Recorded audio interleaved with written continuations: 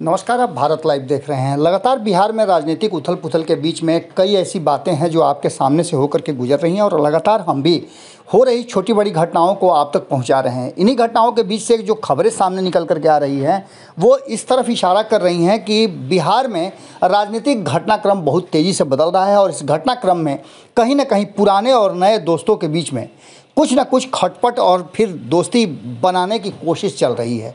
ऐसी ही कोशिश में आपने देखा कि लगातार नीतीश कुमार और तेजस्वी यादव की मुलाकात हो रही है।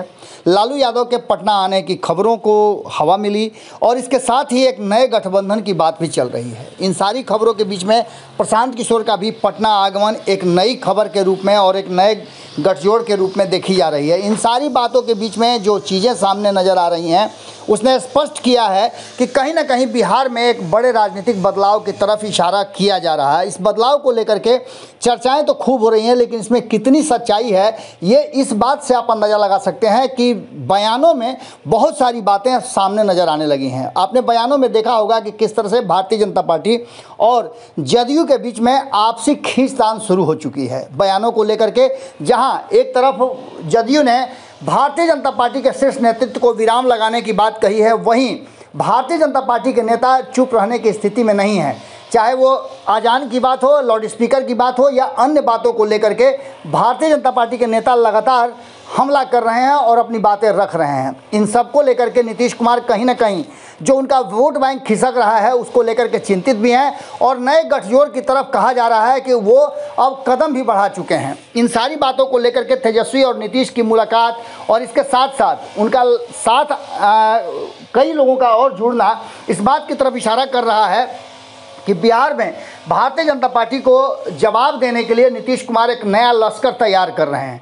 एक तरफ जहां तेजस्वी यादव से मुलाकात को सकारात्मक बताया जा रहा है, वहीं जीतन राम मांझी लंबे समय के बाद अपनी चुप्पी तोड़े हैं और इस चुप्पी में उन्होंने खास करके जो बयान दिए हैं वो बयान भारतीय जनता पार्टी को लेकर के काफ़ी तल्ख बयान कहे जा सकते हैं। इन सारी बातों में अब एक नया जो गठजोड़ नज़र आ रहा है कि चिराग पासवान भी लगातार भारतीय जनता पार्टी से दूर नज़र आ रहे हैं। वहीं आपने देखा होगा कि मुकेश सहनी सहित अन्य कई ऐसे लोग हैं, कई ऐसे दल हैं जो लगातार महागठबंधन और नीतीश कुमार के साथ साथ तेजस्वी यादव के संबंधों को लेकर के अब बोलना भी शुरू कर चुके हैं।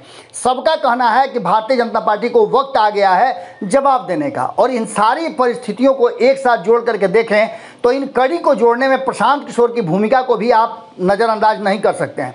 दूसरी तरफ भारतीय जनता पार्टी को जवाब देने के लिए कांग्रेस को फिर से खड़ा करने की सभी बातें कर रहे हैं। इन सारी बातों के बीच में नीतीश कुमार लगातार जब से ये मुलाकात हुई है, चर्चा शुरू हुई है, तब से कई काम निपटाने लगे हैं। लगातार मंत्रिमंडल की बैठक हो रही है और सभी विभागों की समीक्षा भी कर रहे हैं। इसके साथ ही लगातार कई योजनाओं को नीतीश कुमार अपनी तरफ से जारी कर रहे हैं और उसे समय पर पूरा करने की हिदायत भी दे रहे हैं। नीतीश कुमार खुद भी लोगों से मिलने और लोगों को संतुष्ट करने जा रहे हैं। लोगों से के बीच जाकर के वो बातचीत कर रहे हैं। आपने देखा होगा कि किस तरह से वो अपने पुराने संसदीय क्षेत्र और अपने गृह जिला में लगातार दौरा कर रहे थे और इस बीच में भारतीय जनता पार्टी के कई विभागों को लेकर के उन्होंने जो नए अधिकारियों का तबादला किया है उसको लेकर के भी चर्चाएं हमने की थी। अब देखने वाली बात ये होगी कि बिहार के विकास को लेकर के और सड़कों के जाल को लेकर के नीतीश कुमार जितना एक्टिव रहे हैं, अब वो पटना को पूरी तरह से सजाने में लग गए हैं।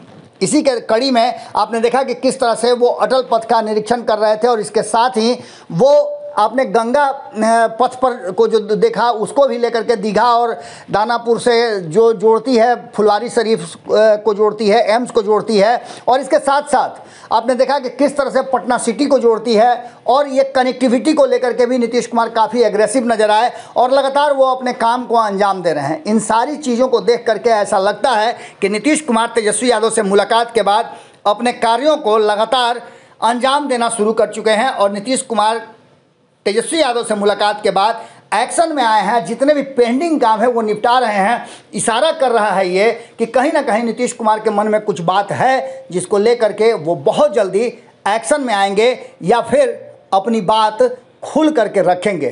परिस्थितियां बदल रही हैं और इसके लिए संयोग भी खड़े हो रहे हैं। ये संयोग यूं ही नहीं है बल्कि परिस्थितिजन्य है और बदली हुई परिस्थिति में इसके महत्व पर आप कहीं ना कहीं आपका ध्यान जरूर चला जाता होगा और इसकी चर्चा से आप अलग नहीं रह सकते हैं। बिहार में क्या होगा आने वाले समय में ये तो वक्त बताएगा, लेकिन जिस तरह के घटनाक्रम हैं उसे देख करके साफ लग रहा है कि बदलाव की तरफ बिहार तेज़ी से कदम बढ़ा रहा है और नीतीश कुमार उसके वाहक के रूप में साथ खड़े नज़र आ रहे हैं। जुड़े रहिए भारत लाइव के साथ, खबरों का सिलसिला लगातार जारी है। बहुत बहुत धन्यवाद। अगर ये वीडियो पसंद आई और वह बिहार के राजनीति और बिहारियत से सरोकार रखेनी तो सब्सक्राइब बटन दबा के चैनल के सब्सक्राइब कर ली। ओजे एगो घंटी बा, ओकरा बटन दबा देला से कुल सटीक और मारक खबर रुआ मुफ्त में मिल जाई। अगर रुआ पत्रकारिता के हमनी के नया प्रयोग में सहयोग कर चाहतानी तो ज्वाइन बटन दबा दी। पेटीएम नंबर नोट कर ली 9386816700। धन्यवाद।